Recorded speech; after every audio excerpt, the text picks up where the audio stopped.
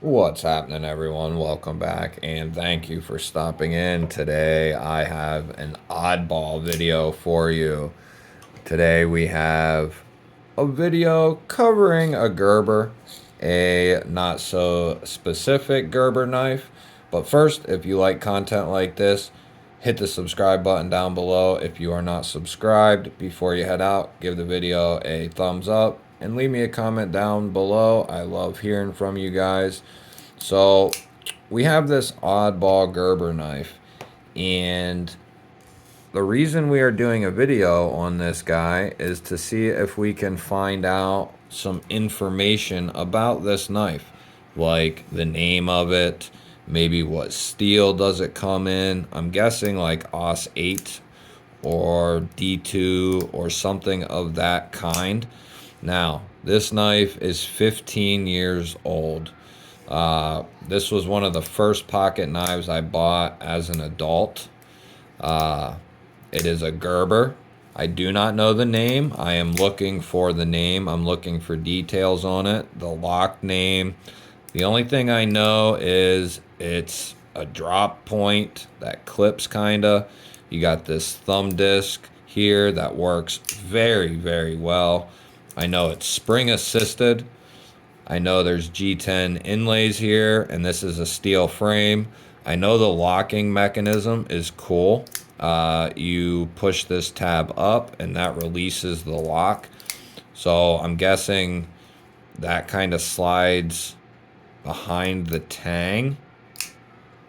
And when you push up, it's pushing whatever is locking it up out of the back or pulling it down.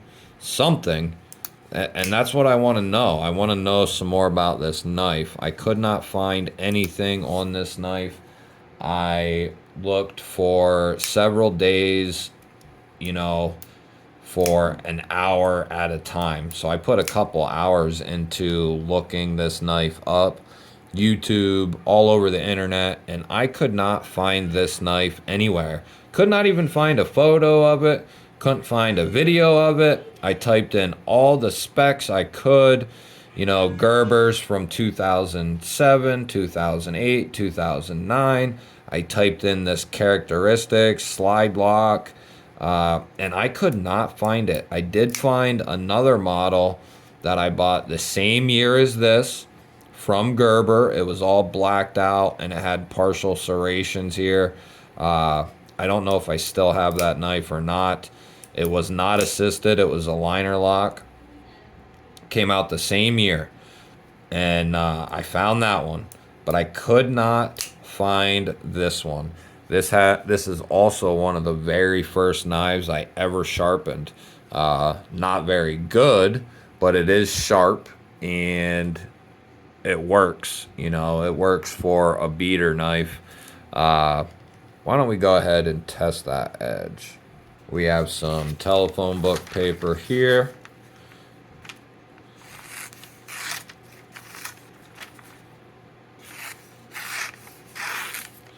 It's decent, you know what I mean? For one of the first knives you ever sharpened, it will, get the job done in a sense.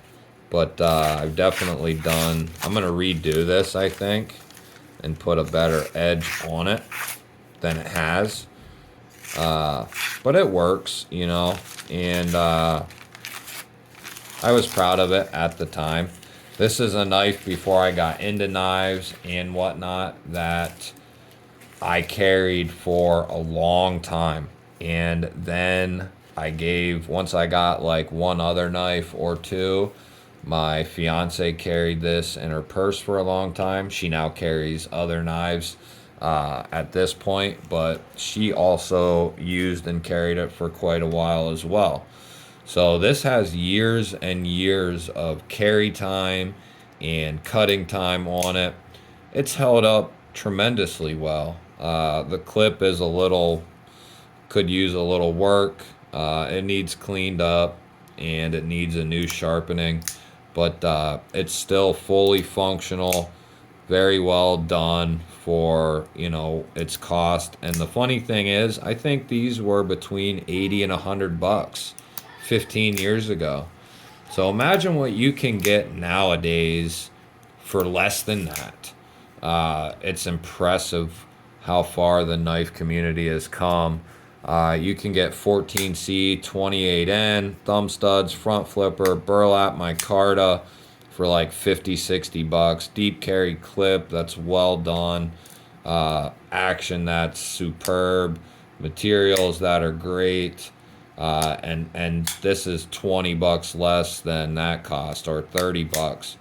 And this is just one example, and there's thousands more that blow this knife out of the water at this point in time. But, you know, it is kind of what it is. I think this was bought in at Gander Mountain. You know, one of the first places I could go in a store and buy it back then. Retail online for knives was probably all but it didn't exist. And if it did, it wasn't very commonplace. You know, back then in 2007 or so, you just didn't really do a lot of shopping so much at that point in time online, or at least, you know, we didn't. But, you know, as time has went on, more access to more products, and it just, everything grows from there. But all in all, this is a comfortable knife. You have this full length backspacer, which I really like. I think that's what always made me continue loving this knife. It's a little thicker feeling in hand, so it's good. And back then, this knife was spiffy as hell. You know, it's only just gotten worn pretty much. But these used to be nice, shiny, soft black. The blade looked really well done, you know. The finish on the steel was really well done. This was kind of like my gentleman's carry along with my do-it-all folder, you know. This was a little bit of everything mixed into one back then. This could handle some tougher tasks, but it also could look good, you know, going out to eat or whatever. Yes, it is tipped down, but that was the name of the game back then. You know, that's how you carried your knife if it had a pocket clip for the most part. Having that spring, this blade will thwack out of there every single time, no question. It is either a two-hand closer, or you kind of have to take your hand off the handle, sorta, depending on your hand size. But a very cool knife, and it brings back a lot of memories. My fiance gave this back to me the other day, and I figured, oh, I'll put it on the channel, and I started looking it up and could not find anything about it at all. So if someone has some information on this knife, anything, let me know down in the comments below. I'd love to find this knife and do some research on it.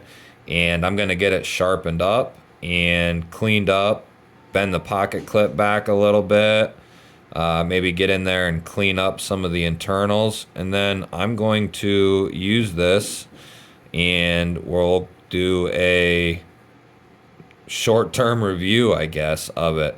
I could do a long-term review, but it's been so long since I carried it, that wouldn't really be fair, very fair. But definitely, if you want my quick long-term review, knives are meant to hold up if you even take a little bit of care of them. So if you're somebody with a ton of knives or a bunch of knives, those knives are going to last if you take care of them. And even ones with materials that are not even mid-tier quality, they're still going to hold up well if you just take a little bit of care of them. This blade has no rust on it that I can see anywhere. It is scratched up and it is beat up, but there's no rusting on it. It looks like it's a bead blast, doesn't it? So we're gonna put a little TLC into this guy. Look at that beautiful mirrored edge. Look at that. If you need some sharpening done, call old G-Ball here and I'll put an edge on it for you. I don't know if it'll be good or even, but I will put an edge on it for you. I don't know. If you have something to tell me about this knife, let me know. The other exciting thing is we have our first channel swag. Thank you to Bobby Stitches over at Issuing Stitches. He is a huge supporter of my channel, a huge help to the channel. He sent me some of these in, which are going to go in giveaways and that sort of thing for channel members and whatnot. He also sent a new Hank in, and I'm telling you what, guys, he does such a good job. The print work is phenomenal. So well done. And the microfiber he uses is great. The stitching quality is great. You get his little patch emblem there. Just so cool. And he's got all kinds of different stuff, guys. From zombies to movies to TV shows to just different objects. I don't know if these are old Asian fans or what these are. Just he's got all kinds of stuff. He's got a little bit of everything for everyone. You know, he's got stuff like this and the mini Hanks. I will link his Etsy store down below and you can scope that out. Use code GBALL10 if you find anything you are interested in. You can use that in the code area. All caps, GBALL10. This is one of the first Hanks I ever got from him. Probably going on 2 years now, and it is held up great. Very good. All the stitching still remains very well done. The prints hold up very well. Very hard to beat the price these are. Plus you get 10% off using code GBALL10, all caps. Very hard to beat. So shout out to Bobby. Thank you, brother. I appreciate you, man. And I know a lot of other people do as well. A lot of people already knew the type of quality Bobby had, and other people are finding out how great his Hanks are, his valet trays are. He's got other stuff coming down the pipe, so you will have to stay tuned for that. But that'll wrap it up, guys. This wasn't an overview or a review or anything. This was just a video on a knife that I have no information about, and I'm looking for information on a lost child.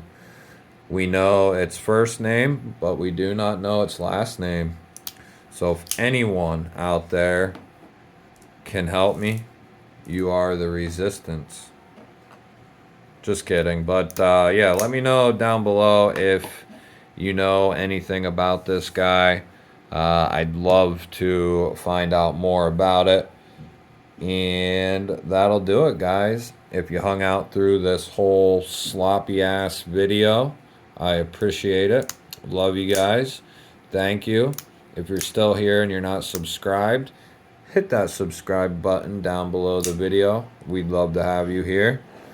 Give the video a thumbs up and leave me a comment down below, especially if you know some stuff about this knife. Otherwise, guys, love you. Have a good night. Have a safe night, and I will catch you on the next one.